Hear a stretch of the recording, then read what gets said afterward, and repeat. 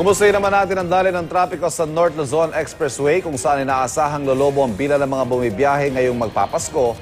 At may live report si Oscar Oida. Oscar.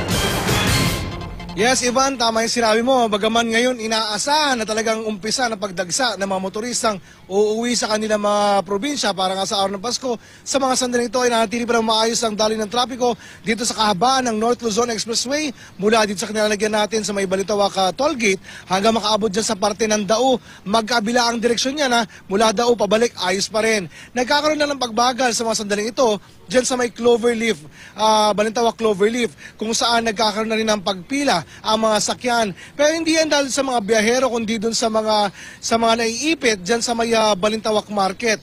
Kaya nagkakaroon ng problema sa trapiko. Pero other than that, Ivan, ay nanatili pa namang maayos ang daloy ng trapiko sa kabuong kahabaan ng NLEX. Bagamat, gaya ng sinabi natin kanina, asahan na sa araw na ito ay magkakaroon talaga ng pagbabagal o pagbibigat sa daloy ng trapiko hanggang sa December 24 dahil ito yung pag-uwi ng mga biyahero. Pero makakaasa raw yung mga motorista na patuloy na maglilibot yung kanilang mga patrol dito sa NLEX para bigyan ng assistance yung mga motoristang mangangailangan ng tulong. At para naman sa kanilang hotline, tumawag lamang sa 02-35,000. Ivan?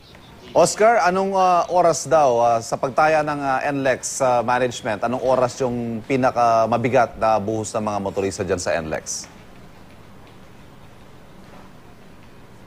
Well, as of the moment, nung kausapin natin sila, anytime inaasahan na nila yan dahil may mga motorista naman, Ivan, na talagang ginugusto na bumiyahi ng maaga-aga. Pero dahil may pasok pa, so inaasahan yan siguro bandang late in the afternoon or magsisimula na itong pagdagsa ng mga babiyahe pauwi sa kanilang mga probinsya, Ivan. Wala namang roadwork, construction dyan sa kahabaan ng NLEX, Oscar, na posibleng magpabigat sa daloy ng trapiko at certain points.